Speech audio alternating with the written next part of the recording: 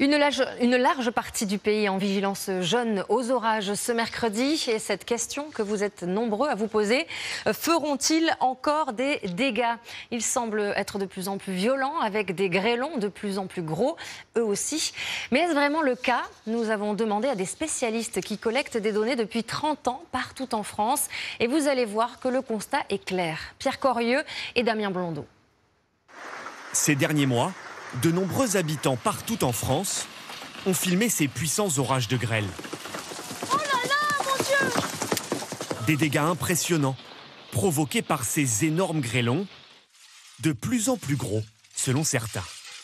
Des trucs énormes, quoi. J'ai jamais vu ça de ma vie. Heureusement qu'on n'était pas à l'extérieur, parce que ça, c'est un coup à vous assommer. C'était impressionnant. La taille des grêlons a-t-elle vraiment augmenté ces dernières années? On va aller regarder cette plaque alors. C'est ce que cherche à savoir Claude Berthet, qui dirige une association scientifique.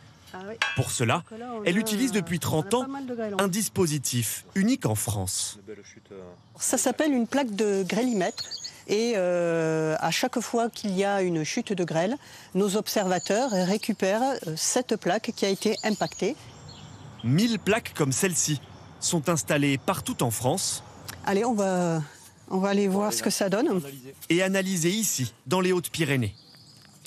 Pour mesurer ces grêlons, Frédéric étale de l'encre noire sur chacune des plaques.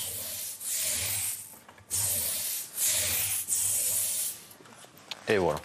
Maintenant, comme ça, on peut mieux visualiser tous les impacts des grêlons.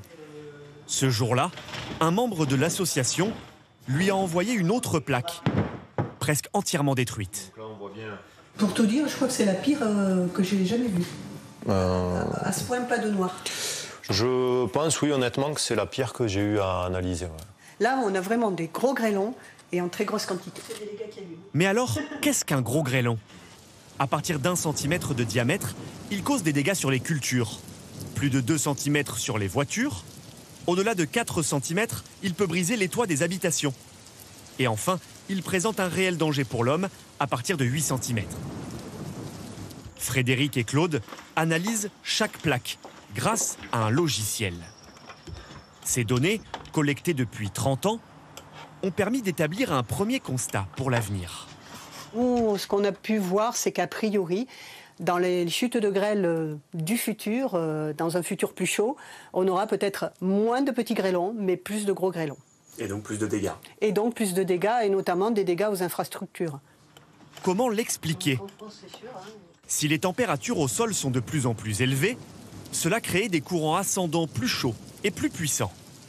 Le choc avec l'air froid, appelé isotherme, se fait donc à plus haute altitude, avec une forte intensité. C'est là que se forment les gros grêlons. La grêle provoque en moyenne 400 millions d'euros par an de dégâts en France, rien que sur les voitures. Un chiffre qui pourrait augmenter. Il commence déjà à dégénérer en orage entre le Gers et le Massif central. Ce grand groupe français d'assurance se prépare à un tel scénario. Une dizaine de salariés sont chargés de scruter chaque jour les phénomènes météorologiques. Il s'évacue bien, on le voit bien. Là, il est maintenant sur le nord-est et on voit bien la trajectoire ici. Alors ça sert à anticiper l'événement pour moins le subir. Disons que plus on l'anticipe, moins on va le subir, mieux on répondra aux clients. Ça peut être les prévenir qu'il y a quelque chose qui va arriver, leur rappeler les bonnes pratiques face à un événement, qu'il soit orageux, de grêle ou autre. En leur conseillant par exemple de rentrer leur voiture dans un garage avant un orage. Cela permettrait d'éviter de nombreux dégâts.